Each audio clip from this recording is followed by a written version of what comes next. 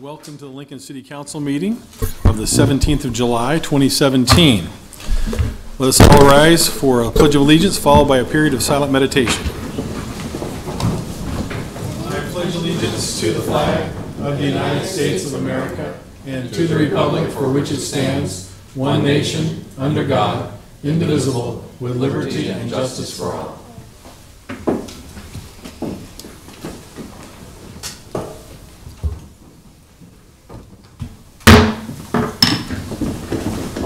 In accordance with LB 898, a copy of the Open Meetings Act is posted at the back of the chamber. The order of business for the City Council is as follows. The clerk will call the items listed on the agenda under public hearing. Anyone wishing to speak on an item should come forward after the clerk reads that item. The applicant and those in favor should speak first, then those opposed. The applicant may then make one short rebuttal. Each speaker should begin by stating name, address, and whether you are speaking in favor or in opposition to the item at hand. Testimony is limited to 5 minutes per speaker. After all public hearings, the council will vote on resolutions and items listed under third reading.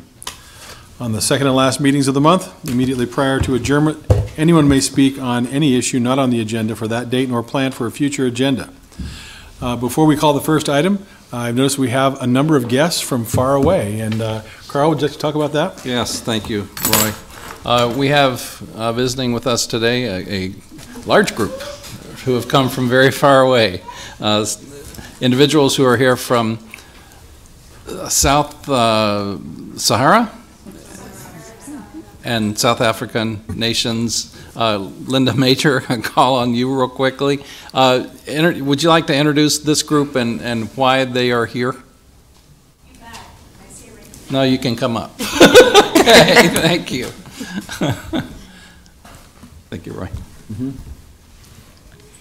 Good afternoon. My name's Linda Major. I'm with the University of Nebraska. And with me here today, I have a group of 25 young leaders from Sub-Sahara Africa. They're on the University of Nebraska campus for 6 weeks, looking at civic leadership.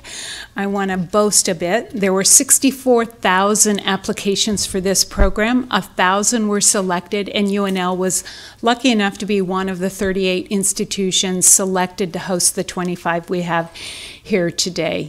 They're doing a number of projects to really improve their community and the betterment of their citizens' lives. It's a very impressive group. So thank you for letting us be here today. Thank you. Welcome.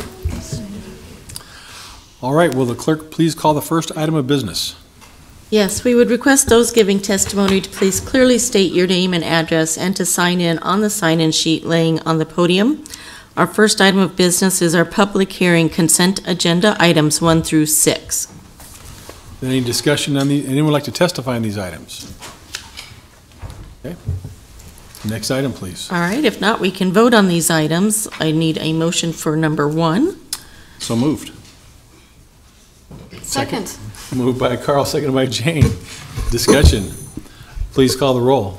Raybold? Yes. Schob? Yes. Camp? Yes. Christensen? Yes. Eskridge? Yes. Gaylor Baird? Yes. Lamb? Yes. Motion carried 7-0.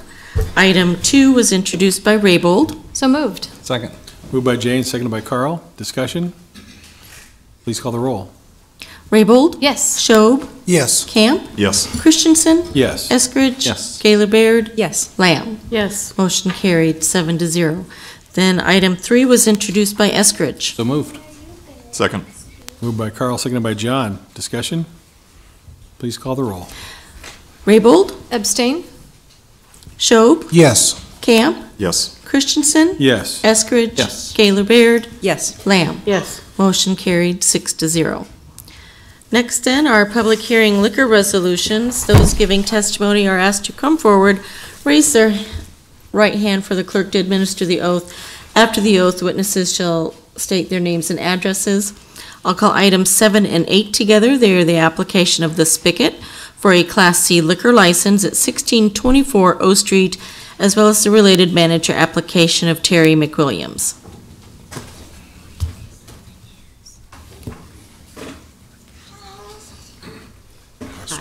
Just raise your right hand. Do you solemnly swear or affirm the testimony you're about to give is the truth as you verily believe it to be? I do. Thank you. Just state your name and address. My name is Terry McWilliams. I live at 4000 North 7th Street. Okay, questions for Mr. McWilliams? Tell us about your application. Well, I'm super nervous right now, as you can That's see, okay. but I'm hoping to get a passing vote today and move forward along with my business. Okay, are there any changes you propose to the business that opposed to what was going on before at the Spigot? I'm going to do everything by the law and do everything right. Make sure I get everything paid, and just to make sure that I do everything right for the most part. Okay. Now, just a question about previously, and I know you're not associated with what went on there previously, but there were a number of noise complaints there constantly coming our way. Do you have any plan for handling noise? Yes, the back is going to be soundproofed so that you wouldn't be able to hear anything from the apartments and stuff above. Okay, very good. Other questions? Thank you. And would anyone else like to testify on this item? Next item, please. All right, if not, I'll call item 9, application of Rhino Dynamics for a special designated license to cover an indoor area measuring approximately 200 feet by 240 feet and an outdoor area measuring approximately 200 feet by 50 feet at Speedway Village at 345 Speedway Circle on August 12th between 8 a.m. and 2 a.m. Hi, I'm Scott Hatfield from Duffy's Tavern, Rhino Dynamics. Okay, tell us about the event. So the event is an MMA event. I think it was previously held, from my understanding, at the arena, and they've moved it to Speedway Village, and we're going to cater the alcohol for the event. They're expecting 1,200 attendees for the event, and it's in the same place that the roller skating national championships are happening as we speak. Okay. Questions for Scott? Is MMA Masters of Martial Arts? I think it's mixed martial arts. Mixed martial Yes. arts. Yes, and it's a sanctioned event. It's a state-sanctioned athletic event. So the promoters have a license and have sanctioned it officially through those official channels, which I'm not exactly sure what those are, but it's an officially sanctioned sporting event. As someone who had to Google it, I can confirm that it's mixed martial arts.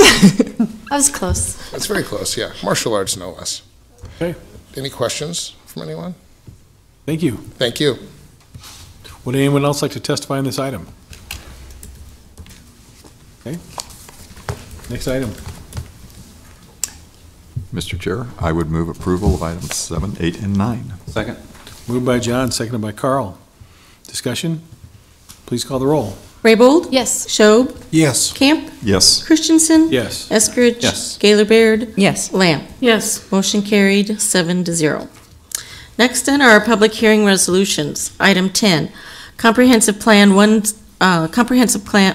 Conformance 17009, approving an amendment to the Antelope Valley Redevelopment Plan to identify the Telegraph District Phase 2 redevelopment project, which includes up to 4 areas with building and parking improvements and connecting streetscape enhancements generally located south of O Street, east of 20th Street, and west of Antelope Creek, including M and N streets.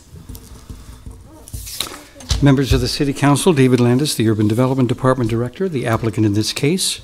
This comes to you after having gone to the Planning Commission and reported out unanimously by them. It is an amendment to work that you previously did. You already amended the Antelope Valley redevelopment agreement for the initial phase of what the developer wanted to do in the area. But the developers now had, I think, 2 new thoughts. One, the market may be even greater than what they were prepared to do at that time. And secondly, if they could build some buildings at the same time with the ones that you've already seen and approved, there would be an efficiency because of the proximity of what they want to do. This amendment basically says, could we alter the description of the area to include 2 new buildings that were previously thought of as perhaps the next phase, but to put them in this phase so that the developer has the option of building as efficiently as possible. They are here and here. This is O Street, this is L Street, M Street, and N Street. You would have seen this building and this building before. But I think the best way to see this is the visual look from O Street down this area, because while this has already been approved as part of the design, they'd like to add an accompanying building here. And if they could arrange to be able to build them simultaneously, they think that would be more efficient. Not quite on the same level of preparation as a building that would be back here, but the uses are essentially the same uses you've seen before. We're looking at first floor retail, and above that, essentially housing. So this building, which they'd like to have added, is called Telegraph Lost West. It would be 96 residential units in about a 5-story building and accompanying parking. And then south of that, which would be Telegraph Lofts South, that would be looking at 84 residential units in a 4 to 5-story building. It should look pretty familiar. If you had looked ahead for future phases, you would have seen these ideas, but the developer would like to have the option to consider wrapping this into the redevelopment agreement that we're now working on, and that in the event we're successful, you should see perhaps in September. Are there questions I can answer? I have one. As we look at that picture, what intersection is that? Is that 21st and N? Yes. Okay, so just kind of a general question, has an understanding or agreement been reached with the business that currently exists at that corner? An agreement hasn't been reached. Conversations are occurring. It's the matter of finding a willing buyer and a willing seller. There's a willing buyer. The question is there a willing seller? They'd like to be able to proceed with the notion that if that was successful, they could proceed with this project in this order so that they could then get the building efficiencies. If they can't, they can't. John? Could you go back to the schematic you first showed us of the various buildings in this district? And I was a little confused when you pointed, I thought you were pointing out not the one where the car wash is, but to the east or west of it. But This? yes. And I think this is in the Fisher Foods area. This is the Telegraph East building. It's already been part of what you've already previously approved. That's what I thought. The pieces that you've approved include the boundaries, Mm-hmm. they include the uses, and they include these buildings. Okay. Today, you're being asked about these buildings. Thank you. And with the architecture on the lofts south there, it really didn't show anything other than kind of a facade. Would it be complementary then and materials? You can anticipate, because of the integrated design, that this developer went out and got a national design team to help them with it. They're not showing that picture. That one is not as clear to them as this mirror image, which is just front and center in their views at the moment. There's no doubt that the work in the area will have integrated themes, building materials, design elements, signage, and the like throughout the entire Telegraph District. And then finally, just where is the proposed parking to supplement these residential facilities? If you were to say, I'm going to mess myself up here a little bit, but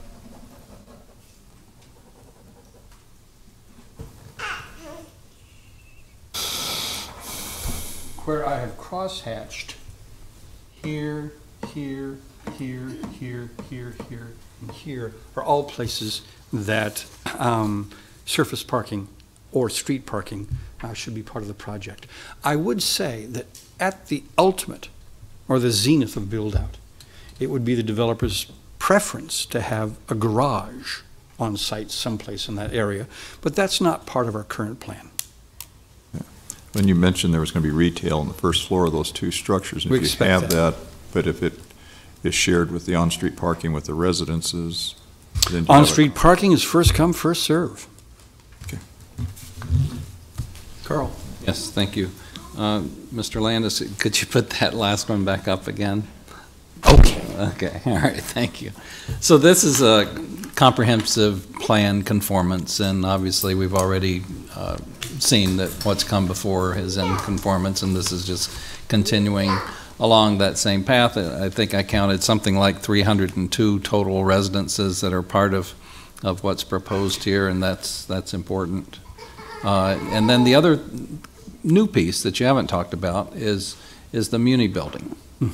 Anything to say about that building? I don't have a final report on that score. It continues to be part of our conversation.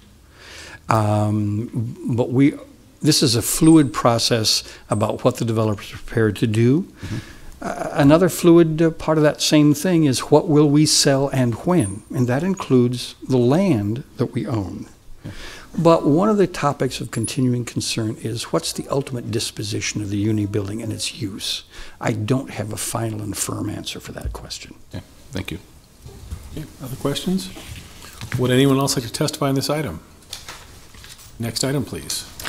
All right, next is item 11, accepting the report of new and pending claims against the city and approving disposition of claims set forth for the period of June 16 through 30, 2017.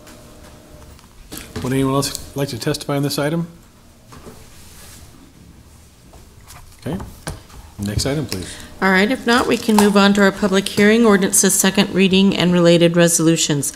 I'll call items 12 through 14 together. They are Comp Plan Amendment 17005, amending the 2040 Comp Plan to change the future land use plan designation from open space and commercial to industrial and agricultural stream corridor on property at North 70th and Arbor Road. Change of Zone 17016, application of Lincoln Sports Foundation for a change from H2 Highway Business District to I1 Industrial at 7620 North 70th Street. And approving a development and conditional zoning agreement between Lincoln Sports Foundation and the city to construct an industrial park/warehouse development under the proposed change of zone of the property from H2 Highway Business to I1 Industrial.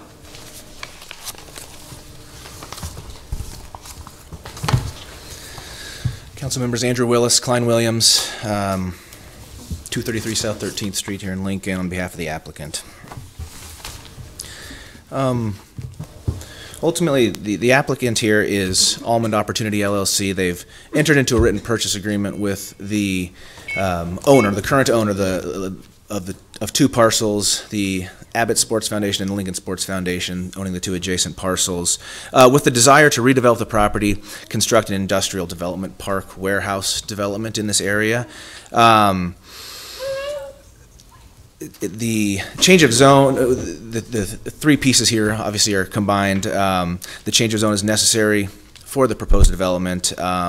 It's currently an existing, the primary piece we're looking at today is it's existing H2 Highway Business Zoning District, and we'd respectfully request we change the zone to the I1 zoning district, which allow some additional uses, the main one being industrial warehouses, and the warehouses, the larger scale warehouses that would, we believe are very compatible use in this area. It's surrounded by industrial. It seems to be the longest best term use of this area. And that would allow for the full build out and the complementarity of that industrial zone. The comprehensive plan piece again it's currently there's green space and some other future land use items based on the current Abbott Sports Complex use, and with the plan and the purpose of turning this into industrial, those future uses don't make a lot of sense, and so that's why the change of the future land use would be requesting industrial. Sorry, the industrial piece. We really feel like there's a need in Lincoln. There's a need for larger industrial buildings and warehouses. This site is surrounded by industrial. It's got good access to major highways. It really fits in well. The applicant doesn't have a concrete plan at this moment for the user, but as part of industrial development, what happens is you need to be out in front of this. An industrial user won't wait for any development going through this process. They want the space when they want the space, and if it's not available, they'll move on to some other place or some other town. So that's kind of the importance of having the change of zone in place, even though we don't have a current user lined up. This we have recommended approval from planning staff and a 6-to-1 recommendation from the planning commission. I understand, and you're going to hear a lot of concerns from the current users of the sports complex. It's a tough situation that we're in, but ultimately, I guess what I would say is denying the change of zone doesn't ensure that the current use will exist. This was the current owner has put this up for sale. They've been through they've made several attempts prior to even putting it out on the market to get a viable option for the sports complex, and I don't represent them, so I can't speak totally to that. But ultimately, after several failed attempts last fall, they finally put it out for sale as just any use, and that's where my client came along this March and signed a purchase agreement. So there's a purchase agreement signed, and this is our desired use for development and what we think is the best long-term use. With that said, without a current user lined up, we really want to do our best as far as at least a short-term solution to help out the current tenants. And so there is the development and conditional zoning agreement that's in place. I'd like to propose a motion to amend that. And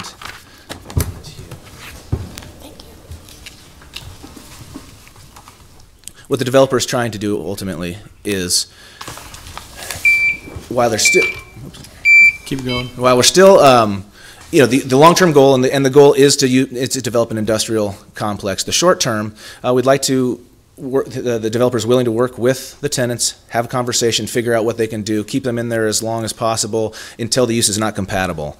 The development and conditional zoning agreement that was in front of you prior had the main condition was this condition 2A, which said that the youth sports uses could not continue past the end of this year in the I-1 district, and it was all premised on 300 feet away from an industrial use as well.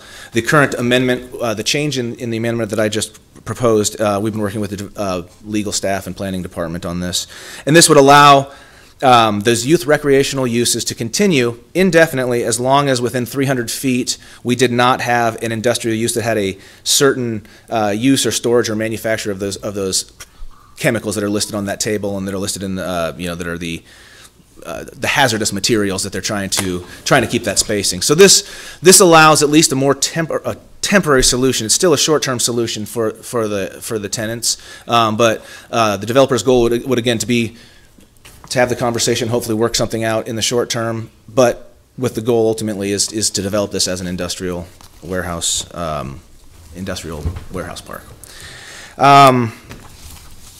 I would be glad to answer any questions you have. Questions? John? Well, and thank you very much, Mr. Willis, for outlining this for us. Regarding this amendment, when you talk about hazardous materials and talk about chemicals and so forth, which I can appreciate due to the sports nature with young people, are you saying that within that 300 feet, if you had other, just saying storage furniture in a warehouse, that then they could continue? It's just the hazardous nature that at that point there would be a process to relocate. That's correct. This is I believe this is the either identical or very similar language that's in the PUD of the Sporting Village. And the idea is the hazardous materials, it's really premised on those hazardous materials because if, with the youth sports nature, if there was to be, a situation where there'd be an evacuation or, something, a spill or whatever that environmental condition would be, that's where the concern would be. So that's why if within 300 feet of the youth sports there was a use that was on one of those listed chemicals of the threshold amount, that's what would trigger that. So if it was another commercial use, there wouldn't be the same impact, there wouldn't be the same danger, so that wouldn't trigger the condition. Furniture as an example. Yeah, furniture. There wouldn't necessarily be that trigger that would mean youth sports couldn't stay there. As I looked at it, I don't know that I saw anything about a notice, like a 30 days notice, or of course you're not going to necessarily develop something that quickly, but. Yeah, there is nothing in there. I mean, there's currently leases in place, and my client's intent all along has been to maintain and honor those leases, but they run through the end of October. Again, these are all conversations that have not been had yet, but the idea would be a month-to-month tenancy, so that the notice would really be a month. But that's there's nothing in here. That's just kind of, I think, what the anticipated discussions would be. Other questions for Mr. Willis? Thank you, sir. Thank you. Would anyone else like to testify in favor of this item? Would anyone like to testify in opposition to this item? And if you want to testify, please come up front.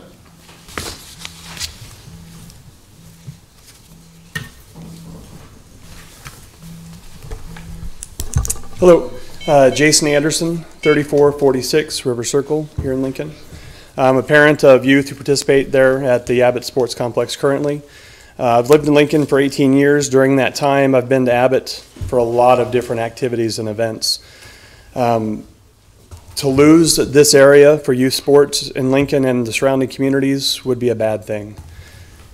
If we change it to an industrial use, we're not going to get it back ever to be used completely as youth sports the way it is now.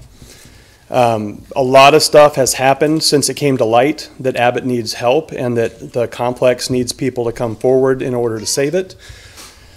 There's a lot of movement to make this work. I would hope that the city would find a way to keep this active, to keep it going for the youth. We really don't need more industrial space from what I can see. There seem to be a number of spots in town where there is industrial space that has openings. Where there's other space available that could not be used as a green space for youth activities that would be available. And the same reasons that they stated that it would be good for industrial use are the same reasons why it's great for youth sports. It's close to the interstate. It's served Lincoln since 1994. It is a great place for youth to participate in sports, and we need to find a way to make this work. I would imagine within the next 3 to 5 years, we're going to be looking for how we can build more court spaces, more soccer fields, more baseball fields, and where are you going to find that land?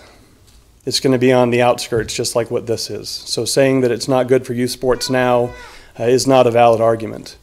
I don't know where we would find space like this that would serve youth the way that Abbott does currently, and I would just ask that you do not allow the zoning change to happen so that youth sports can continue and another solution can be found. Okay, are there questions for Jason? Jane? Mr. Anderson, you said that several things have been, I guess, developing since the potential sale has come to light. Are you aware of the groups or organizations that are working together? Are you a member of one of the groups that are trying to... I am working with a group that is helping to make plans, to work with current tenants, to find potential donors, and there are a number of people who are interested in saving Abbott. Some of them who have already been very vocal, and others who are kind of waiting to see what happens and what opportunities exist. Okay. Is your group working under a timeline on when they think they might have like a business proposal or a business plan? We've already submitted one. We've come up with an initial draft that we submitted to the Abbott Foundation, and at this point we're just waiting for an opportunity to be able to move forward and try to do more.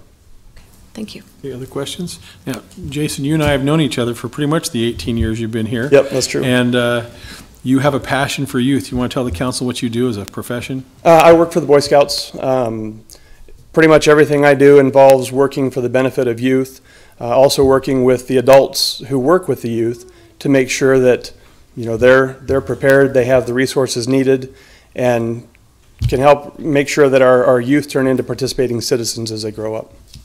Thank you. Thank you. Anyone else like to testify on this item?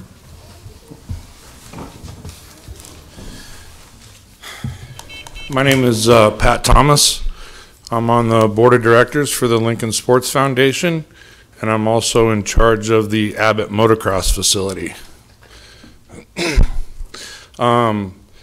First of all, as this has kind of progressed, it started with a buyer that would want to keep the complex operating as a youth sports complex. That's the premise we agreed to when we agreed to sell it.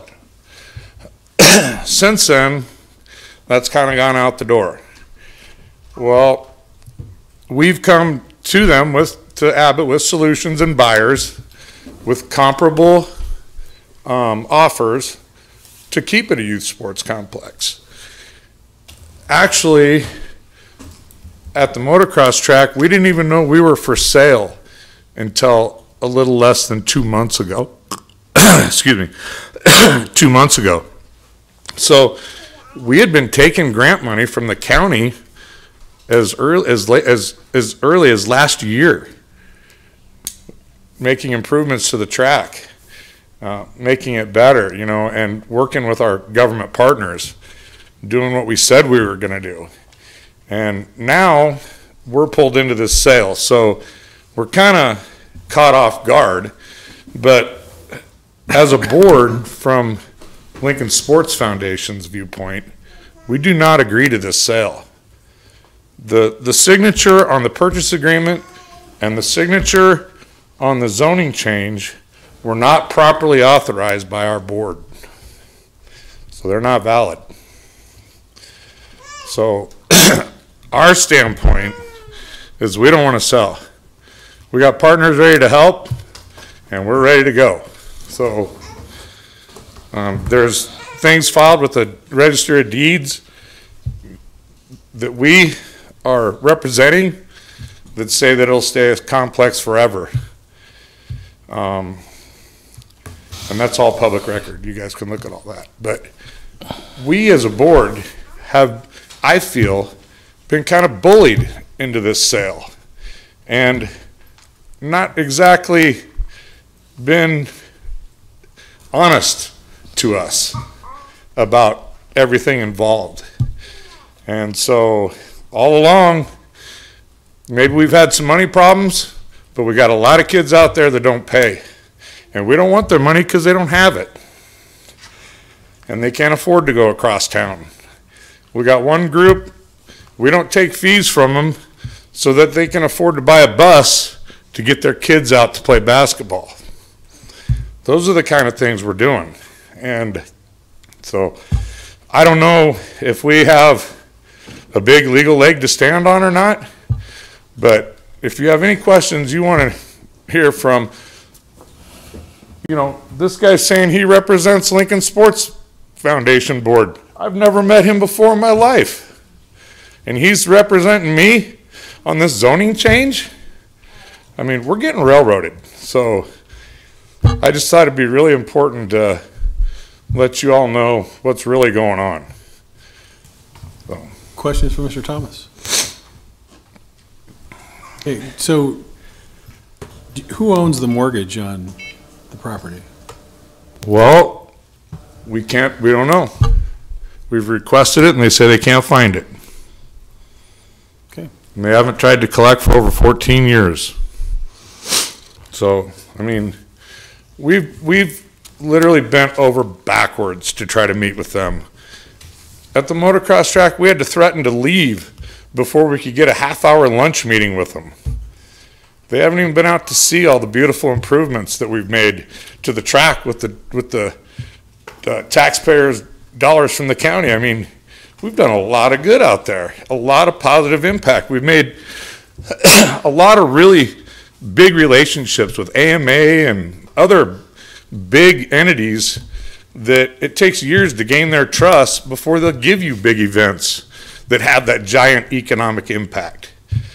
Well, now, how do we look now? I mean, 5 years into it, everybody's scheming and lawyering up and planning on how to get rid of it.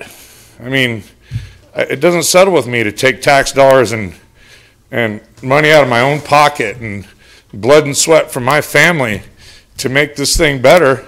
Also, some guy can come along and kick us out. It's obvious he's not going to keep it a motocross track. He's going to get rid of it just as soon as he can, along with the rest of it. And he's going to tell you everything that we want to hear. And it's just, and if you want to know the truth, call me, talk to me. I'll tell you everything that's going on out there straight up. So I guess if there are any questions. Yes, well, thank you for your testimony. I'm looking here at our fact sheets we have, and it appears the applicant for the zoning changes was Allman Opportunity LLC. I don't see the Sports Foundation on here. Yeah, we own the property. I would think we would have to make that application. I mean, that's the buyer. He doesn't even own it yet. So I'm not a lawyer. I'm just. Okay. Well, I was confused in your testimony because you were pointing at the. Well, he come up here saying that he represented the seller. We're the seller, LSF. They deeded the property to us in 2004, according to the papers I found at Register of Deeds. And Which we sent all that to you guys today, a lot of that, emailed it to you guys. Okay. We may not have gotten all of it yet. We've been in meetings, but I apologize for that. We didn't even know we were for sale. So I'm an excavating contractor, so I'm not the most polished guy, but I work hard, and I don't give up, and I ain't gonna quit on these kids, I appreciate your passions, Mr. Thomas. Oh. Well, so you're a board member of the Lincoln Sports Foundation. Yes, sir, I am. And you said the Lincoln Sports Foundation is the owner and it's the seller. Yes. So if you're on the board, I would assume at some point you had a meeting that the board decided to sell? In our bylaws, in order to take action without an official meeting, the president of the board has to have unanimous agreement, which is all 5 board members. He did not do that. And in all defense of him, we didn't realize the gravity or look at the bylaws, but we did not have an official meeting with minutes distributed to the board members for them to make an educated decision on what they were voting on. They did the online or the on the phone thing, and when you do that, you have to have all 5. I've never voted for it. So you're one of 5 board members, and so you're saying, did you even have a chance to vote on the phone? No. I said I didn't know what I wanted to have a lawyer look at it because I'm not a lawyer. I'm not going to sign something unless somebody looks at it. So there was a phone conversation then to ask for your vote, and then you just declined to vote? Email. Okay. Documented, yep. So do you know what the other 4 board members, how they responded? I don't. No, I don't. I just know that in order for him to take that action legally under the laws that we've organized under the state of Nebraska as a 501c3, he's not authorized to take that action without all 5 board members in agreement. When it's not done in a meeting? Yes, sir. When it's not done in a formal meeting. So, do we have anyone here today that can help clarify what happened on that email vote, other than yourself? Well, that's what happened. They didn't have all 5. I was the 5th that held out. So according to our lawyer, that signature is not any good because he did not have authorization to make it. And who is your lawyer? John Soul. Okay. Any other questions? Thank you. Thank you. Would anyone else like to testify on this item? All right. When I call for somebody to testify, you got about 5 seconds to stand up, or I'll go on to the next item. Okay. Apologize, sir. All right. My name's Jim Bouvard, 3435 South 79th Street here in Lincoln. We've lived here since 2005. We moved up here from the Topeka, Kansas area. My children have essentially grown up at the Abbott Sports Complex. Our first sports activities, youth sports activities, were through Abbott and continue to be so now. I'm an assistant coach with the Cornhusker Shooting Stars Basketball Club, and I run Team Extreme Soccer as well, and we utilize some of the space out there at Abbott. Other than my kids participating, I'm not a tenant of Abbott. I'm essentially a concerned citizen with this. I spoke a few weeks ago in front of the Planning Commission. I was also one of the individuals who's been quoted in the newspaper recently, the stories revolving around Abbott, as well as being interviewed by a couple of the TV stations. So I've been involved. Mr. Anderson spoke a few minutes ago. I'm part of that group that Jason has been a part of as well. So the Planning Commission vote a few weeks ago was black and white, and we understand the result of that, and we appreciate Chris Hove's dissenting vote for this. I feel like the City Council, though, has an opportunity to look at it a little broader. This really isn't about, to me, this isn't about the tenants and whether they have 30 days or whether they have an indefinite period. It's really about Lincoln, what Lincoln needs. I am involved in competitive youth sports as a parent and as a coach, and so I travel the country. In fact, I just came back from Louisville, Kentucky, where we spent a week and a half at AAU basketball tournaments, and marveled, frankly, at the facilities that we competed in. They're fabulous, and we go around the country and see plenty of fabulous places. And we come back to Lincoln, and Lincoln doesn't have one. We go to Ames, Iowa, a far smaller community that has far superior facilities than what Lincoln has. So this is about Lincoln and not about the tenants. It's also about the location of the facility and the type of athletes and the type of community members that the facility serves. As Mr. Thomas spoke a moment ago, a number of the participants at Abbott activities are underprivileged. It's the poor kids. It's the disserviced.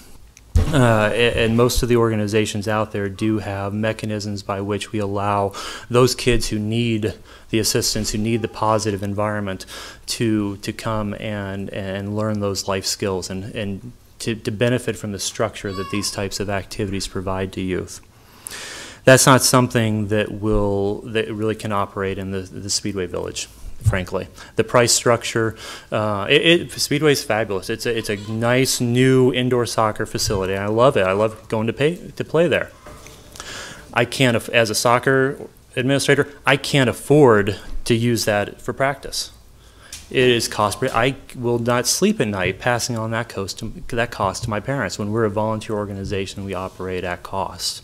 And I have about 150 kids, about 10 teams that we operate in soccer. It's a little bit north side versus south side, but for the most part, people who are in Lincoln, south side will come up north and north will go down south. But we also, especially the Shooting Stars, especially VCN, the Volleyball Club Nebraska, and the Nebraska Juniors, we draw in kids from all over the state. And the proximity to the highway is a key selling point of our locations. We have kids who come in from Kearney to come in for practice. And especially those kids in Wahoo and Waverly and Ashland that currently come to us, Abbott goes away, they're not going to Southwest Lincoln. They're going to Omaha. In fact, I specifically had 3 parents tell me that this morning on the phone. 1 minute. Okay, thank you. As Jason said, after the Planning Commission, we put forward a proposal to the Abbott Foundation to operate the facility. They were told this was a great idea, this is something we wanted 3 years ago, but there's no money attached. So that day we raised $930,000. Commitments for $930,000 of the $2 million that we propose as necessary to take over the operations. Ignored. And the Abbott Foundation is aware of what we raised and who it came from. We also found a second buying group that was willing to match the current offer and to continue operating it as a youth sports complex. Also ignored. Okay.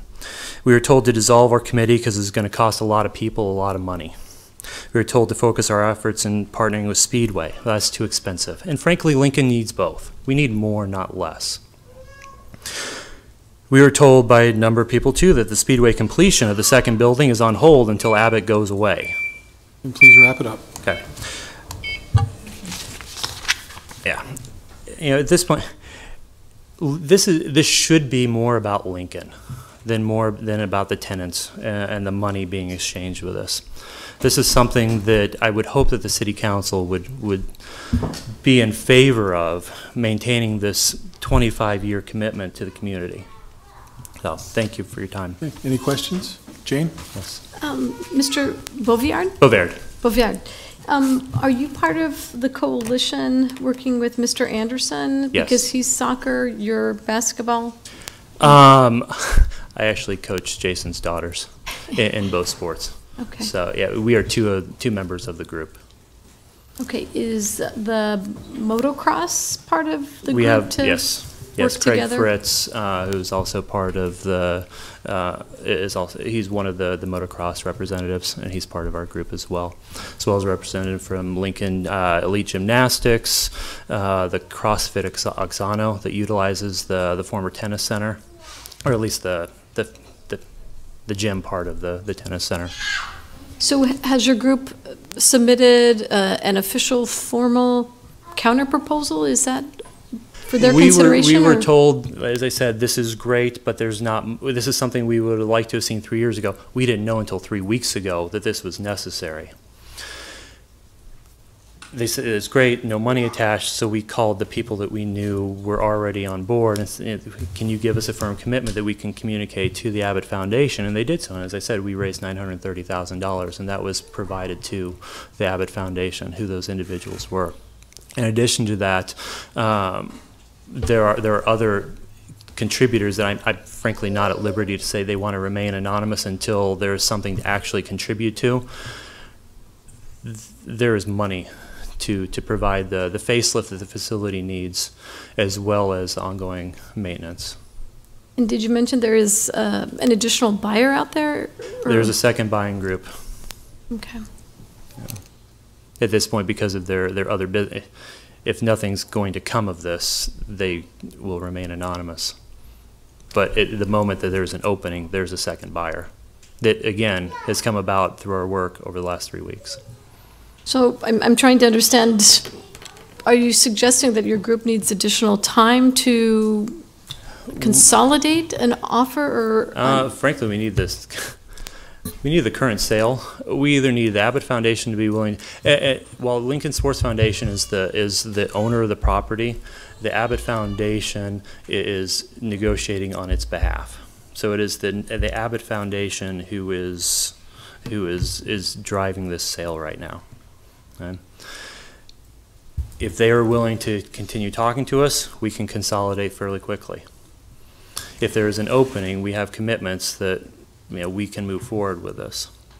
Okay. But at this point, that opening isn't there, and so the sale has to stop otherwise. If the zoning isn't passed, it's not of interest to the buyer.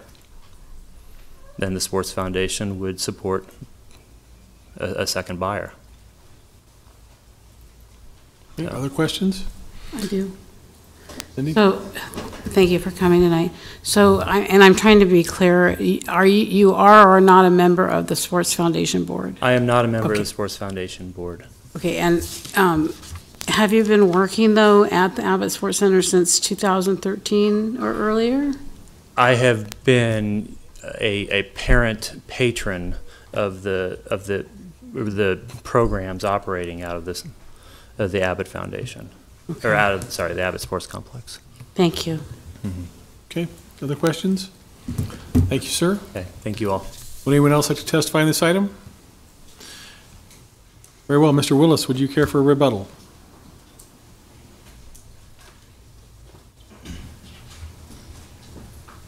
Thank you. A couple things.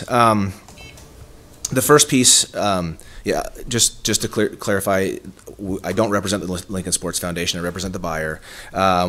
We have agreements signed by the president of the Lincoln Sports Foundation. Both the change of zone application that was filed was signed by the president. That we have purchase agreement signed by the president. The original development and conditional zoning application, which we've proposed to amend today, we have a draft of that signed by the president of the Lincoln Sports Foundation. I can't speak to the procedure behind that, but as I'm standing here in front of you, we have all of those documents signed by the Lincoln Sports Foundation, by the president of that foundation.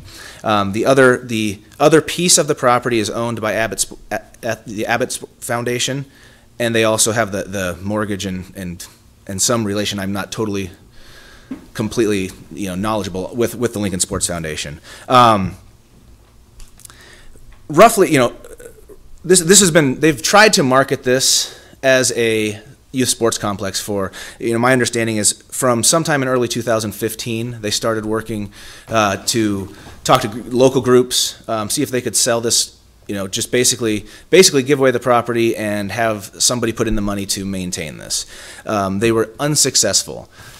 The second step that they really took was looking at youth sports organizations more nationally, more regionally, and again, found no buyers. It was only last year, around Thanksgiving, I believe, when they put it on sale just on the open market for any use. My client then, so that would have been, I think, roughly Thanksgiving of last year. This year in March, we entered into a purchase agreement. So there's been a lot of time where things have not happened. At this point, we now have a purchase agreement signed. We've put down non-refundable money. The property is still zoned H2 currently, so if this change of zone is not passed, it limits, the primary limitation on the overall complex would be the sort of industrial warehouses, but there is still commercial development that can go on. I don't think it's accurate at this point to say that the sale doesn't go through if the change of zone isn't passed. Again, there's non-refundable money down, and it's still a developable property. That said, again, my client still wants to at least hopefully provide a short-term, get into a conversation on the short-term uses. But denying this change of zone will not keep the youth sports the current use. Again, this is a conversation that between owner and tenants that apparently has not happened until after the Planning Commission meeting, and I guess from our perspective, we have a signed contract and we're pretty far down the road. So it's, yeah. John, then Jane. Oh. Well, thank you, Mr. Willis. I was looking at some correspondence we'd had earlier, too, from Doug Leineman, who's president of the Ethel S. Abbott Foundation, and recites a number of things in the efforts to try to shore up the financial elements, because the foundation, or Ethel Abbott Foundation, was a lender of funds. Correct. And says it wasn't the owner that was the sports foundation. You mentioned you've got a signed agreement and you put down non-refundable funds, but it was signed by the president of the Lincoln Sports Foundation. I know typically when you deal with a corporate entity or a non-individually owned entity, you get some type of a letter from the board of directors or whomever certifying that that president, in this case, has authorization to sign. It was something like that executed? Well, I'm not positive the answer to that. Usually, prior to closing, we would get something that would, have the board's authorization. It's not necessarily done at this point. So I don't know the answer to that at this point. My assumption has always been this has been done appropriately. We've got multiple documents and multiple items signed by them. Prior to closing, would have some sort of, consent minutes from the board or something like that. That's typical. So. This is the first I've heard there might be a discrepancy. Well, since we have a board member here who said he was one of 5 that, and we won't vote on this for a week, so I think that might be something that would be very critical if you could verify that and provide it to us, because that could bring out a number of. I would think that'd be easy to verify in the next week what the procedure was. I don't know what their bylaws say or what the procedure is required, but that should be an easy clarification to provide to the council. And I would think if, assuming there wasn't adequate authorization for the president to sell and execute those agreements, that would void the contract, and so the money would have to be returned in that case, whatever was put down. Not that I'm trying. You're trying. Be a lot of problems then. But I think that is a critical element that's come up today, and to the extent you can, I would encourage you, let us know too, so we can take that into our thought process here in the next few days. We should be able to verify that, I would assume, very easily. I concur with Councilmember Kemp. I am concerned because we just received some handout saying that there are concerns about whether the board meeting was held and if it followed their bylaws to give the appropriate authorization to that president to sign.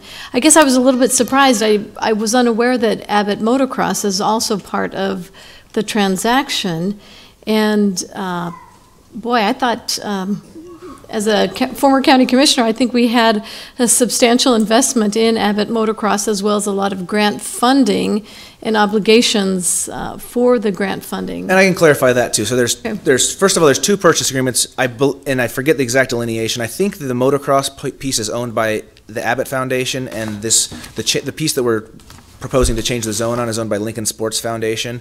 But whatever the delineation is in the purchase agreement, it's subject to, there's that motocross easement through 2030, I believe. And so this wouldn't change this wouldn't change the use, the current leases that are in place.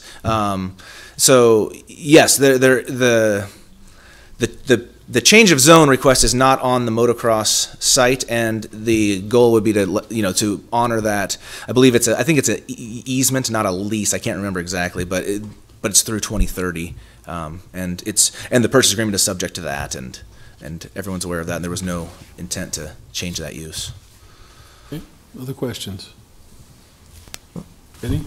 Yeah, I would like to talk about your proposed amendment and how that would affect the operation of the facility now. And I also want to thank you for coming and helping us. Would you go through that again? So if you have an amendment and it will do what to the existing programs in the building? So the change of zone to I-1, there's a concern from the city that the reason they don't want youth sports uses in the I-1 district is the potential hazardous use, the conflict with the hazardous uses. So the development and conditional zoning agreement would allow the change to I-1 while leaving the youth sports program, the uses in place, as long as within 300 feet of those uses, the other tenants or the user did not have either use or manufacture or store any of those chemicals on that list of hazardous chemicals in the amounts that are listed, and that's from the Code of Federal Regulations. So the idea would be that this conditional zoning agreement would allow the change of zone, which would allow the buyer to begin that process of getting the industrial development in place, but in the meantime allow the youth sports to remain. Again, that's subject to other conversations. They need to figure out when these leases end, what the terms of the lease would be, and everything like that. But the development and conditional zoning agreement would be a mechanism that would allow those uses to remain until an industrial user that is incompatible was actually brought onto the site. So would it be fair to say that at some point there might be a dual use, both a warehouse storage and the youth programs continue? As long as it doesn't have a hazardous material, I believe if a just a furniture user, a furniture warehouse came in, there wouldn't be an incompatible use, and so you could have that use within that 300 feet limit. If anything's outside the 300 feet, that current building, for example, is 300 feet away from the soccer field, so regardless of that use, it wouldn't affect the soccer uses. It's mainly the volleyball and the basketball and the actual uses in that building. But presumably if they were had a use that was non-hazardous under that scheme, then even if it was within 300 feet, that wouldn't be incompatible. Okay, Mr. Willis, if the council were to delay actions for a period of time, 2 weeks, a month, would that negatively impact the buyer? I mean, yes, in the sense that they're trying to push this through fairly quickly. Again, because we're probably realistically, this is probably, and I don't know this for sure. This could change, but in the big scheme of things, probably 12 months away from having anything ready to be used. It's used, but if we don't begin that process now, the longer we wait, the farther down the road it is. And again, this is the ultimate goal, is to redevelop that into industrial. So it would be, timing-wise, there'd be some negative effect. We're not going to act on anything on this until next week. Next week, correct. And so if between now and then you have some more insights on timing, would you please communicate that to I will plan on, trying to figure out the foundation act, the consent or that piece, and getting that back to you definitely prior to next week. I just wanted to follow up on that. I think it is important because I think in some of the testimony that you have provided that there is no identified potential industrial user yet, and I understand that they will overlook this site if they don't have the initial zoning in place. However, I would concur that maybe there needs to be some delay to get some of the answers to our question beyond next week, as well as I would think to allow maybe an opportunity to bring forward another offer if there is a potential offer out there or a potential business plan on maintaining the sports complex. At least as of now, my assumption is that this was validly authorized. That obviously there's been some conflicting testimony, so I can't speak to that right now. But assuming that this was validly authorized, then it wouldn't necessarily matter if there's a competing offer at this point because there's a contract in place. Now, if that that big assumption is wrong, then which I think we can figure out before next week. I think that. All right, John? Yeah, and following up to what we talked about earlier, and I see Mr. Thomas had come forward, he won't be able to testify again, but as one of the board members, he said there were 5. I think just to be certain of everything here, to eliminate the assumption element, if you could find out from both from the president and then also find out who the other 4 board members are and get a response from them on what happened, and I suppose a copy of the bylaws or articles, whatever, that govern that, so that you've got that. And if for some reason, if that verifies that everything was done right, so be it, you've got a valid thing, and I think we could potentially proceed. If there is something wrong there, then that would probably lead to a delay. But I think if we could do something here in the next day or two to get those things in order, that would be much better before we go ahead and do any further delay. Okay. I'd like to get more information. Larry? Yeah, I appreciate your line of questioning, and that information would be really vital to the council. And I would just say that, if not delay, I think at least the continuation of the public hearing would make sense so that we could continue this discussion, I think that makes sense, yeah. That's good. What I'd make, I think what Larry just, I'd make a motion, we continue public hearing next week along with vote, just so we know it's there, and we'd have the opportunity to present something. Because this isn't in a voting session. Right. So I make that motion. Second. Moved by John, seconded by Cindy, to include public testimony next week. Discussion? I support that. Okay. I think it's a good idea. Let's call the roll. Raybold? Yes. Schob? Yes. Camp? Yes. Christensen? Yes. Eskridge? Yes. Gaylor Baird? Yes. Lamb? Yes. Motion carried 7-0. Thank you, sir, and I will encourage anyone that has more information for the council that you can give it to a city attorney or the clerk for the city council. Next item, please. Next then are items 15 and 16. Change of zone 17008, application of MJB Properties, Inc. and Charles and Mary Sherman for a change from R1 residential to O3 office park on property generally located at 6969 South Street and 2215 South 70th Street. And item 16 is use permit 17005, application of MJB Properties, Inc. and Charles and Mary Sherman to allow for office and residential uses and related improvements with waivers from setback and frontage requirements on property generally located at 6969 South Street and 2215 South 70th Street. Good afternoon. My name is Kent Seacrest, representing Dr. Brad Alderman, who has a dentist office in Southwest Lincoln and would like to move his dentist office to this corner, which is the southwest corner of South Street and South 84th Street. Dr. Alderman has also been working with the neighbor to the south, Charles and Mary Sherman, and we have worked out what I call a kind of a master plan for the area. Note, if you would, that there's 4 properties that have quite a bit of lack of density, is the word I would use. And under the new comprehensive plan, we are looking at trying to fill in density to create more walkability. The comprehensive plan also supports local medical offices within residential areas. And so what we are trying to do is create that sense of closeness so that you don't always have to travel as far in an automobile along the way. The Shermans are the property to the south. Brad Alderman's interest is this property. And we've worked and talked with the other property owners. They're not quite ready to talk about any more density on their property, but we have done our master plan so we can continue driveways and development. The actual use permit itself, we are talking about 2 phases. The north property, again, which is off to your right, would be 2 medical type office buildings.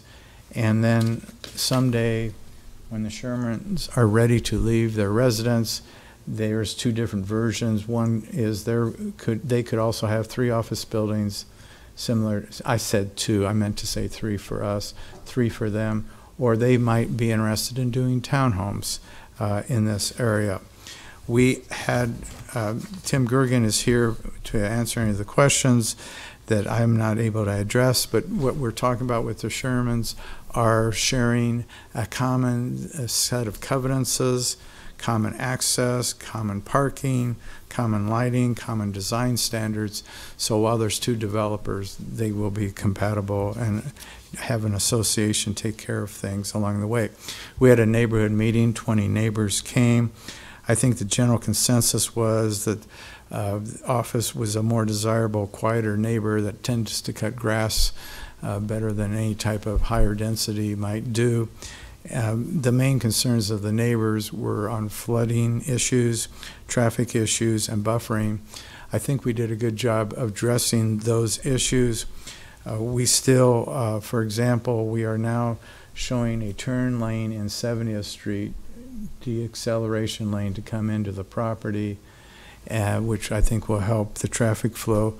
As John and others have pointed out, 70th Street has been in constant repair, and so the neighbors are very sensitive because they really have not had a full network of use for a while, and so they were worried that we would impact that. But I think Public Works came to the opposite conclusion, that the network can support our development. The other final issue was flooding. Our properties are again here and even off the map, so this is a waterway that goes eventually into Holmes Lake. And what's happening here is part of the Army Corps of Engineer land has silted in, apparently, which then apparently backs up the water to the Chaucer Neighborhood Association. So just like 10 days ago when we had a 1 1/4 inch rain, not a big rain, but a 1/4 inch, it started to come very close to their houses. So we have set up, Parks and Rec agreed today to have a meeting to try to look at the area so that we can be sure that we are not going to back water up. Again, we're upstream, the problem is downstream.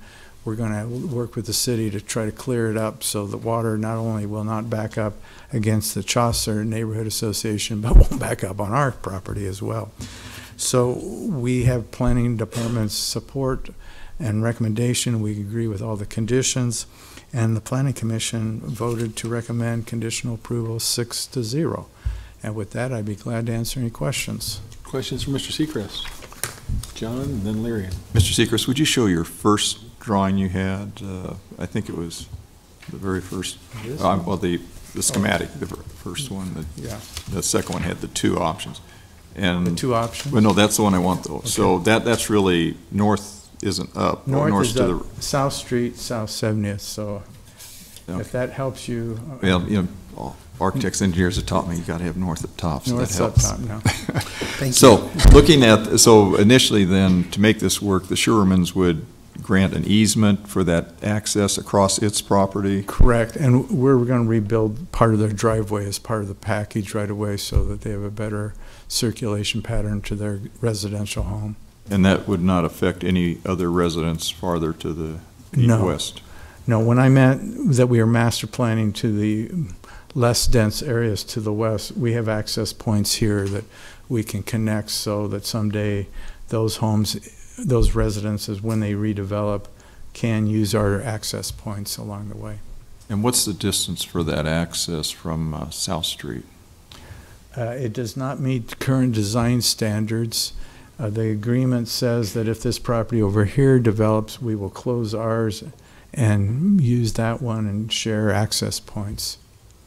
So I think it's like 200 feet. About 2/3 of it, 300 feet would be the normal access Yeah, management, and this is 200 feet. I believe so. But you do a deceleration lane. So on 70th is the deceleration lane. And that would be paid for by the developers? Developer, correct. Thank you. So this would give us the 5th year in a row of construction on 70th Street. And I'm just giving you a hard time. Yeah, you need to rattle me on that one, yes. Go ahead. Thanks, Kent. You mentioned 3 different concerns, and you've addressed sort of how flooding may... Flooded traffic. The third concern was there's a row of trees, maybe it shows up. I'll north up again. Am I doing this right? No. North There you up. go. That's right. There you And, anyway, there's a row of trees down here that we've agreed not to disturb, except, if they get disease or die. This whole bottom area is flood, not formally mapped floodplain, but informally would be wet. And so we know this whole southern area will not be developed. So that's part of the buffering plan that our use permit shows to protect the neighbors. And could you put the map with the turn lane back up? Yes. Thank you. It's a little hard to see with all the lines, but it looks like that turn lane comes onto the property. It's not, changing the layout of 70th Street per se. Could you elaborate on how the turn lane will work? Tim will correct me, but the turn lane itself is in the right-of-way, but we have to move the sidewalk and grant a city sidewalk easement to get the sidewalk to be put back and be a safe distance from the roadway. Okay. And another question about so R1 is, has a really high standard for changing zoning nearby. But could you speak about what the R1 uses are north of the property across South Street? Because that seemed relevant to the discussion. North? No, or maybe the planning department could if you're not. I'm going to let Steve handle that because I'm not up to speed on. Okay. Was that a PUD or something? Well. North of south? May I bring staff? Yeah, thanks.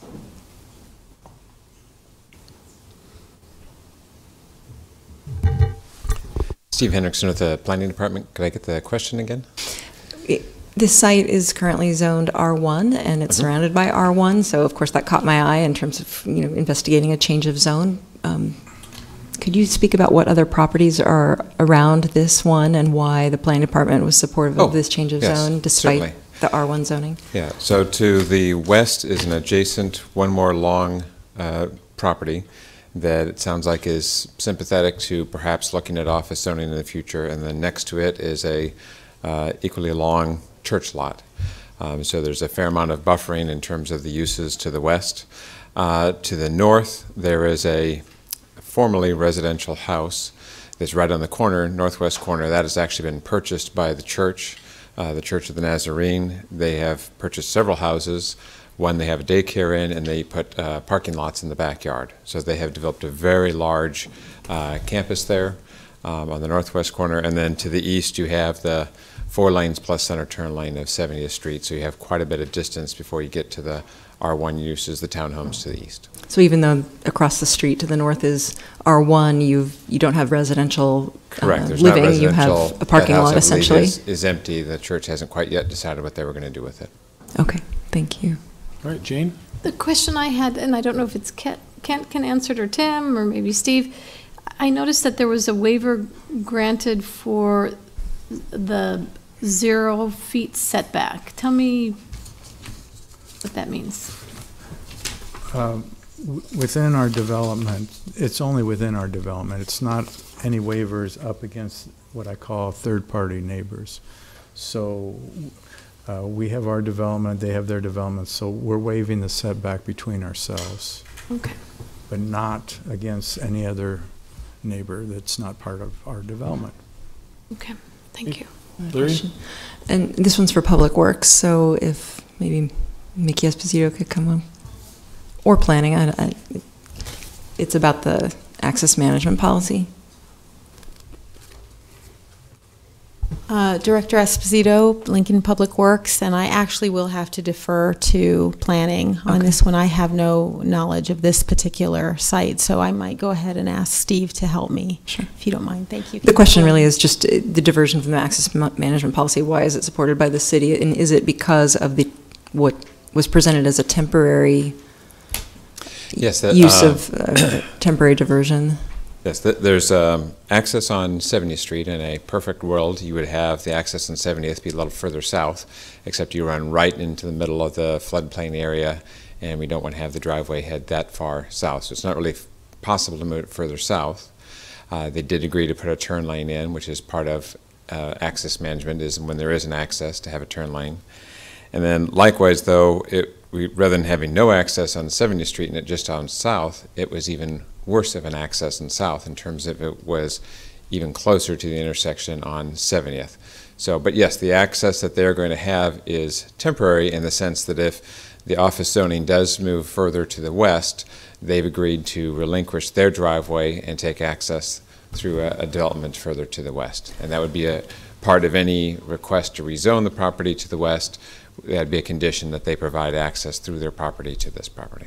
And as you considered these exceptions to the policy, was there a traffic analysis or any sort of assessment of the impact in case that zoning to the west doesn't happen, or in terms of allowing the turn lane? Does that have any noticeable impact on traffic on 70th Street? It was reviewed by my friend. Oh, excellent! I was going to say it was I didn't reviewed realize by he was Randy here. I didn't Hoskins, mean to so put you good. on the I'm glad spot. he's able to come up for that. Hiding in the back. Randy Hoskins, Assistant City Engineer. Yeah, we did look at some traffic counts out there and try to see what impacts would happen as a result of placing these accesses here. I think, we looked at how much of a left turn stacking we have, both northbound and eastbound, because both of those were a concern, one for the 70th Street and one for the South Street driveway. So we did look at those. As Steve was saying, this is not great, and obviously it doesn't match up with the policy, but I think in the end we felt these are both existing driveways. By getting the agreement that they would move it west if something happens in the future, by getting the turn lane on south, I think we felt that this is... So you're not making it worse off because they're existing driveways, is what you're saying? Correct. And it helps to make it better in the future if you've got the agreement to close that access contingent on zoning changing to the west? That is correct, yes. Okay, thank you.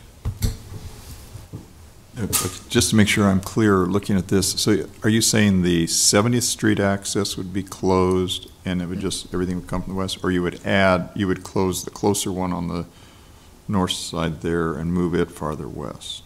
The latter, that's right. Close the South Street access The point south, and move south that west. 70th would remain regardless. And then the one you have up there at the top, yeah, right there, that would be closed That and would be move closed. farther west. What they're showing here is that there's a potential future driveway here that would link to an adjacent property. That adjacent property, this driveway would be closed, you'd move the driveway further to the west, and that would then lead access into here. And is the access there on South Street, how close is that to the 70th Street intersection?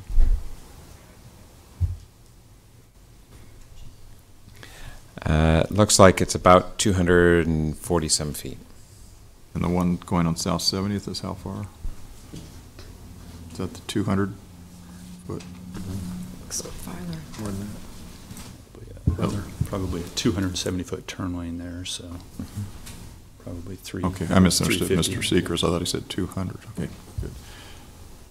And so as far as the 70th Street headed east, there would be no deceleration lane. That would just be fine to turn in?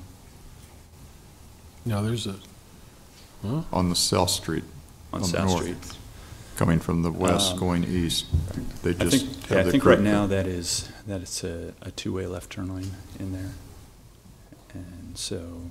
But if I'm heading west, I'm heading east on South Oh, Street. I'm sorry. If you're heading east, no, you're correct. Go in. There would not But be. the idea being then when they, down the road, it would be moved, so that would be okay without the deceleration. One of the problems, obviously, when you've got fairly narrow lots is if you want to put in a turn lane, now you're on the next guy's lot. And so that- Okay. And then last point is on South 70th Street, where you would, say you're headed north and you're going to turn in to get to the access. I assume you would permit that because there is that center lane that ultimately, I guess, becomes the left turn lane for at 70th and South. Is there any change on the median there, or that they've set it up so you would turn before you would get to the stacking lane? Yes, that will, again, we looked at the northbound left turning movement there and determined that would give us enough stacking space for that traffic that's turning left onto South Street prior to them, not backing traffic out into the through lanes of 70th Street. Okay, thank you. Other questions? Thank you. Anyone else like to testify on this item? Next item, please. All right, I'll call items 17 through 21 together. They are Comp Plan Amendment 17006, amending the 2040 Comp Plan by revising the boundaries of the future land use plan, residential, green space, and environmental resources designation areas, expanding the future service limit, and changing the future growth tier designation from Tier 2 to Tier 1 Priority C, Tier 2 to Tier 1 Priority A, and Tier 1 Priority B to Tier 1 Priority A. Annexation 17005, annexing approximately 218.67 acres of property. An annexation agreement for Iron Ridge between the city, Charter Title and Escrow Services, and Apples Way LLC regarding the city's annexation of property. Change of Zone 17012, application of Apples Way for a change from AG Agricultural to R3 Residential. And change of Zone 17013, application of Apples Way for a change from AG Agricultural to R3 Residential for a planned unit development district designation of said property, and for a development plan which proposes modifications to the zoning ordinance, land subdivision ordinance, and design standards to allow up to 250 dwelling units in conformance with R3 zoning requirements and up to 50,000 square feet of commercial floor area and 200 dwelling units in conformance with B2 zoning requirements. This is all on property generally located at the southeast corner of the intersection of South 27th and Rokeby Road. Thank you. Good afternoon, Council. My name is Tom Beckies with Apples Way LLC, speaking on behalf of the or should I say 5 proposals in front of you regarding the development of land generally located at 27th and Rokeby Road, excuse me. A CUP on the west side of 27th Street comprising of about 66 acres that will actually, we're showing about 45 residential dwelling units on that piece. And then a PUD on the east side of 27th Street that comprises of about 152 acres in total that we're showing about 192 single-family residential living units on that piece. In addition to that, we're showing residential and or up to 50,000 square foot of commercial on about 14 acres on the hard corner of 27th and Rokeby. That would be the southeast corner of the intersection. The developer has agreed to pave Rokeby Road from 27th Street to about 31st Street. If you're familiar with Rokeby Road, there's a cemetery right at about 31st or 32nd and Rokeby. The developer has agreed to pave Rokeby Road from 27th Street up to that property line of the cemetery. And then the developer has also agreed to contribute $1 million for 40th Street roadway improvements to improve some roadway there in conjunction with some floodplain issues there. We're also proposing the conversion of about 48 acres of space that currently sits within a conservation easement jointly owned by the NRD and the City of Lincoln from row crop to a tall grass prairie at right about 27th and Rokeby, right there on the southeast corner between the commercial pad and what would be ultimately the single-family residential of the PUD to the east. So it should be something actually hopefully very nice to look at as you drive down South 27th Street. I think we are proposing 2 changes that you'll be seeing coming forward, and correct me if I'm wrong here. One, I think that you'll be seeing language in regards to the annexation agreement let me pull it up here.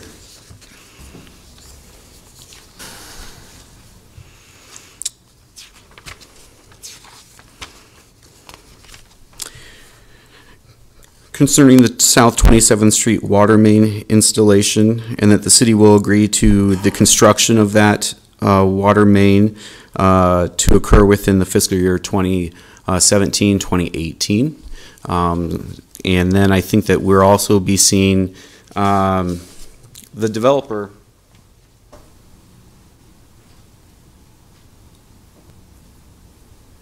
Give it a couple seconds. Yep. So what we have here is the intersection of 27th Street with Rokeby. We've been working with our neighbor to the north, Lincoln Federal, to move an access point onto Rokeby Road that is currently positioned at about 29th Street. Our property is to the south. You'll see that that access puts us directly in the middle of a floodplain. We've been working with Lincoln Federal in the hopes to try to move that access point to about 28th Street or about 250 feet to the west. We've been unsuccessful at this point in time in reaching an agreement with Lincoln Federal to move that access point. And so we are willing to try to make that access point work for our development, even though it will enter into the floodway. I've run out of time. You got 1 minute. I'd be happy to answer any other questions you may have. I know there's a lot of information here. And I have Tim Gergen and Post here with me as well. Okay, questions from Jane? Again, I was looking at the waivers, and can you explain the waivers that were proposed for the stormwater detention, and as well as changing the block lengths?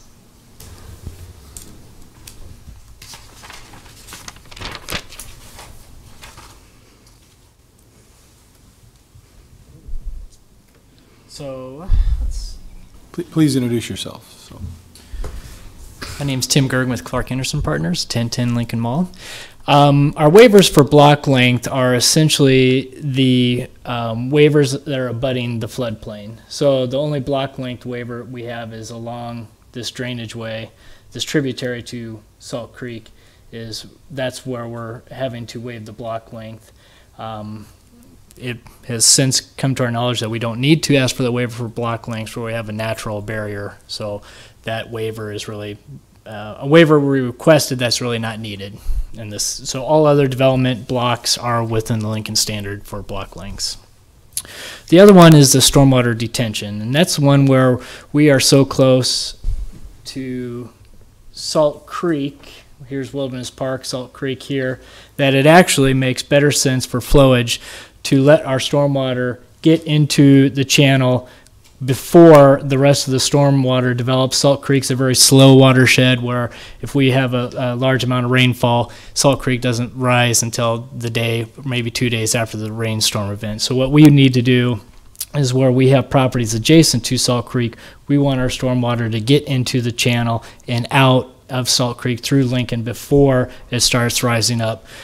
The stormwater detention usually means we hold it for 24 hours. So if we would hold our system for 24 hours, we'd be discharging our stormwater at the peak when Salt Creek is rising at its peak. So it's all a matter of functionality of time with the stormwater detention. Thank you. Other questions? Larry.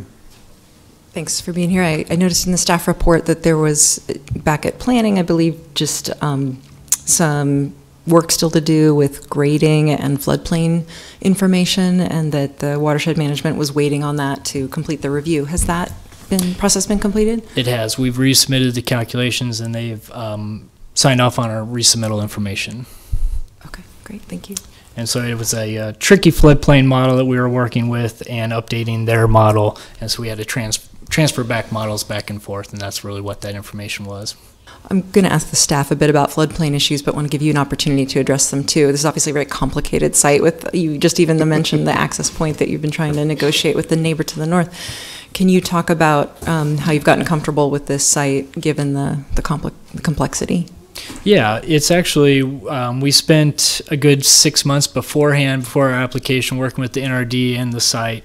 Our conservation easement language with the city means we're not only increasing conservation easement by about an acre, we're also increasing the flood storage by, I want to say, oh boy, maybe 11 acre feet, somewhere around there. So by removing the row crop farming, we're going to take that area down, lower it by a couple feet, and so we increase the flood storage volume in this in this whole area, and also turn it from row crop farming to native prairie grass, which also lowers the amount of flow rate that comes off that conservation easement area. So it's actually a win-win for the development and for the city and NRD, where we have a lot more flood storage volume, but also we return some of the property back to a native prairie, which would be beneficial for our development and the city of Lincoln. Thank you. You bet. Carl? Yes, Mr. Gergen, could you move it to show a little bit east of the? Yeah. Looks like there's a detention pond down on the south part there. Will that? Yeah. That is an existing farm pond, if you will, and we're going to remain, have that to remain. It really, a lot of the flowage into that farm pond is coming from not our property, but a little bit further east. Mm-hmm. So we have very little flowage going into that, so it doesn't really act as too much of a detention for our site. But we will be keeping that in place and utilizing that as a feature for the development. Okay. Anything else? Thank you very much. Would anyone else like to testify on this item? Next item, please. Oh, sorry, I have some staff questions I would love to ask, yeah. Of planning.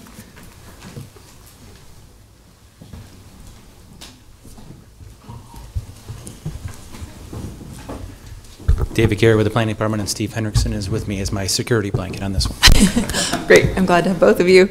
I know you had to put in a lot of work all around to try and work out the complexities of this site, and, you know, of course, things about emergency access always catch my eye when it comes to floodplain issues and whether or not we can get emergency vehicles, and this will be residential in the future. Can you help us understand how the city planning department has gotten comfortable with those access issues? And the second question is about what kind of lag time there will be between residential occupation and the construction of the future fire station in the area. Anticipated lag time, to what extent those emergency response times may be lagging behind standards. One of the main points of consideration with this is, as we got more comfortable with the proposal, was the fact that the applicant was able and willing to agree to provide additional funding up front that will eventually be reimbursed over time with impact fees from their development to help along the improvement to South 40th Street. There's a bridge and related culverts that is also a concern for flooding at the current moment and does need to be raised out of the floodway, as well as the general overall improvement to the street. So with that part of this proposal and this agreement, that is basically the process of getting that improvement done will be better ensured. As far as the exact timing of that improvement is what still needs to be worked out. But what that additional funding does do for us is allows us to ensure that that improvement can happen in the near term. That is related to how the flooding with significant rain events happens on 27th Street and Rokeby Road with this development. And so the flow of water across Rokeby Road, with the improvement that the applicant and the developer have agreed to do with their money that is not reimbursed, is to pave that section of Rokeby Road at their cost without reimbursement, which is a significant point to be made. Plus, also, what that improvement does not do is raise that road to a point where that a full urban improvement would do. So we have some of those concerns with, and which is why we focused on 40th Street as being the nearest term improvement to allow for that emergency access to, during a significant rain event, to be able to get to the site. As far as the timing of the actual building of homes and occupancy and the timing of that improvement, I would have to either defer to Steve or to the applicant to kind of time that out for me. But that is kind of the crux of what we negotiated through this, so that we have better assurance that emergency access can get there in a reasonable amount of time, so that not all of those roads are flooded at the same time. Can you show us on drawings or a map where you expect the flooding overtopping the roads would happen, and then where the Plan B exists with this road improvement on 40th, just so we can understand how people would exit should those roads be impassable? Sure.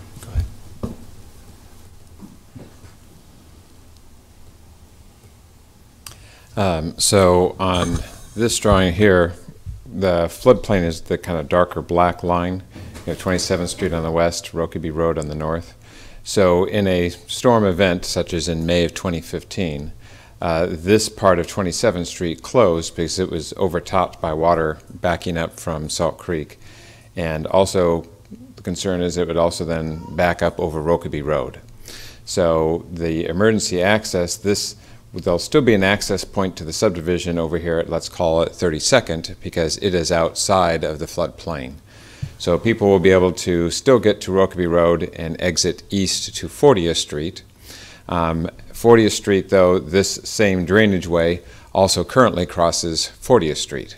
And so that is why we're trying to focus on getting the culvert sized and 40th Street improved so that you would not then also be blocked at 40th Street.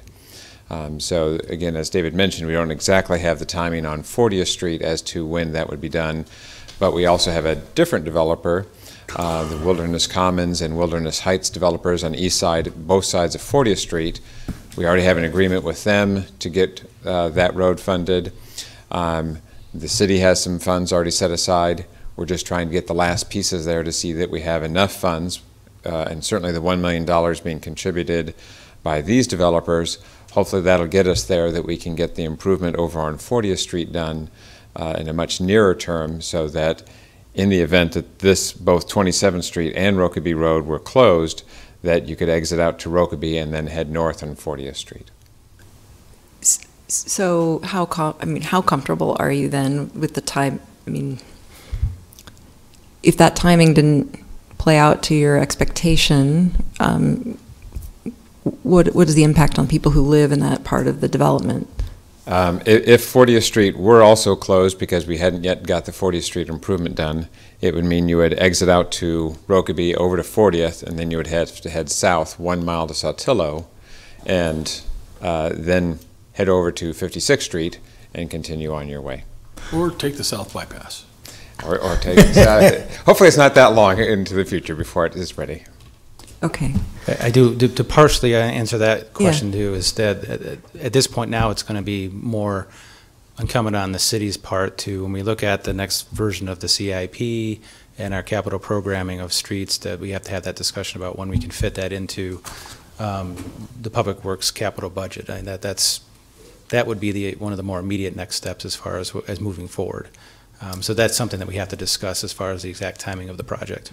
Is it currently in the CIP, but just further down, or is it a brand new project for the CIP? It would be a new project for the CIP, but it's something that has had some funding set aside already, plus this additional infusion of $1 million loan up front will be part of that discussion to see where it can fit in. Okay. And then lastly, there's a condition that was struck on page 7 of the zoning agreement, I think it is. Let me just look. It's condition 2.12. It's about notifying people who potentially live here about these complexities. And I just wondered what that discussion was, since it was there and now it's crossed out, what happened, and I'm happy to hear from both sides on that. But sure, it was basically that Public Works thought it would be much more effective to have signage on Rokeby Road itself. We have other places in town where there's a warning about low water crossing. Randy might know the better term that will actually be put on the sign, but that was a more effective way for people driving on Rokeby to know that there's potentially going to have this road overtopped versus it being in a deed document that you do or do not see upon closing. So we thought, plus the concern was also just to make sure the general public, not just people who are living here, and signage would be much more effective at letting the general public know that potentially this road could be overtopped in a storm. And presumably if there's $1 million contribution to this up front, the expectation is that the timing would be sooner rather than later. Do you have an estimated time frame for the improvements, the culvert improvements on 40th? If Randy is still here, that might be the best person to ask. But because I don't think I have not had that conversation as far as the timing of the improvement. So I think that's an ongoing discussion.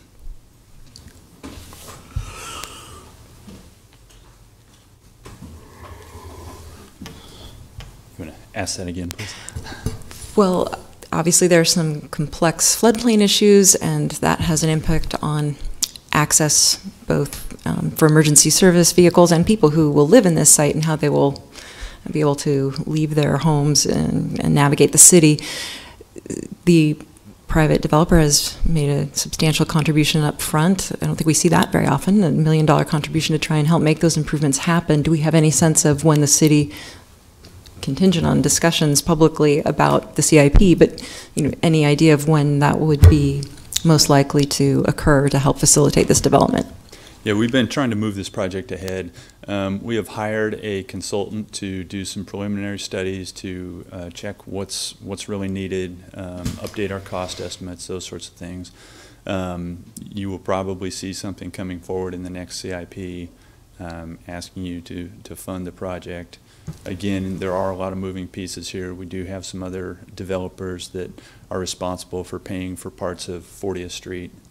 And so, best case scenario, probably 2019 would be the earliest we could start construction on this project. Would be very, very hard pressed to do it any sooner than that, though. Okay. Thank you. Hey, John? Quick question. I heard Mr. Carey say $1 million loan. I've heard grant or gift or what contribution. What is the $1 million again? It's they are contributing $1 million to the project that would be repaid to them through impact fees that are paid within their development. So as their development pays impact fees, and it's estimated their development will generate over $1 million in impact fees, those impact fees would be used to pay them back. So it is a loan? In essence, yes. Okay. Any other questions? Comments? I might just add, just for your information, that this project, this South 40th Street project, is very much high on the priority list for our plan. So this is not at all taking a project out of step with what we would want to talk about. So it is very much an important project that's been on our radar. We just haven't been able to get to it as far as funding is concerned. And just in terms of timing, maybe it's a better question for the applicant, but the construction completion for these homes is, what is that roughly? I would say at the very earliest, in the best of circumstances, we wouldn't be looking at people actually moving into the subdivision until late 2018, early 2019 at the earliest. So is the 40th Street improvement in line with your expectations of what is effective for your development and the people who will live there? Yes, I think the 40th Street improvement, I think, is a good solution, not only for our development, but for development generally speaking, because there's a lot of floodplain issues going on around this general area of town. And I think the 40th Street improvement is a good solution to try to make this a workable, try to create a corridor that's workable for a lot of different areas that are impacted by these issues. I would love to see the improvement sooner rather than later, because as was mentioned, right now, the access, the emergency services access in a bad floodplain event would be via Saltillo Road. However, road funding isn't there. The development, the impact fees don't cover the cost of the road improvements. Us paving, the developer paving Rokeby Road, and then as Mr. Councilman Camp mentioned, the $1 million loan to front the cost for the 40th Street improvements until said time that were repaid by the impact fees is the best workable solution that we could come by in lieu of other access to financing or ways to improve. Thank you. Thank you. Any other staff questions? Did you answer the one about sorry, about the construction of the fire station that's likely for this area to help improve emergency response times? Just this is more of a geographical distance question rather than flood. They're looking to acquire a site, but it also does not have a specific time frame because it is not part of their bond money that they're working with right now. So it would be a future either CIP project or maybe a future bond issue if there was one, but it does not have a time frame yet. And shortening, by putting that improvement in, it shortens the response time from wherever that station will be located. So it's kind of one of those things where the improvement is needed regardless of where that station is going to be. They would still have to go circumvent around down the Saltillo Road if there was an improvement and there was a flood event. Do we have an estimate of the emergency response time to this site, status quo, without construction of a new station anywhere nearby? Just to help. We can look up that information for you. Thank you. Thank you. Okay, next item. That concludes our public hearing. We can move into the voting session. Jeff Kirkpatrick, City Attorney. We did have a claimant that was here. She was a woman that had the 3 children. Sat through a considerable part of the meeting. I said that I would ask you to reopen the hearing if she's still here. I'm not, maybe step out and see if she is close. Okay, we'll wait a moment.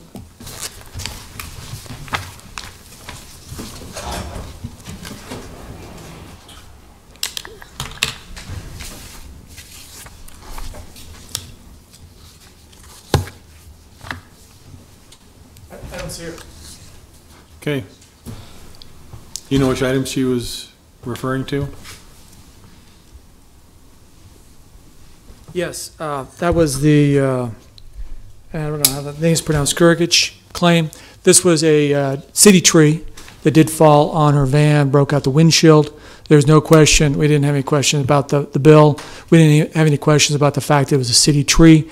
But as we evaluate these tree claims, if we haven't had a complaint, if we had no knowledge of a defect in the tree, then we recommend denial. In this case, we had no knowledge of it.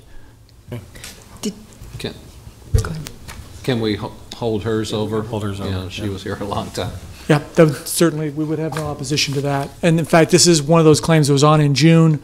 We sent out the letter, it came back, we had the wrong address, and so we re-noticed her for today. We don't want to mess her over anyway, so we'll probably go ahead and vote to exclude that, and then would you contact her and let her know that? We will do that. Thank you. Okay, please proceed, Teresa. All right, public hearing resolutions, item 10, comp plan conformance 17009, introduced by Gaylor Baird. So moved. Second. Moved by Larry and seconded by John. Discussion. Please call the roll. Raybold? Yes. Schob? Yes. Camp? Yes. Christensen? Yes. Eskridge? Yes. Gaylor Baird? Yes. Lamb? Yes. Motion carried, 7-0. Item 11 is the report of claims against the city, introduced by Gaylor Baird. So moved. Second.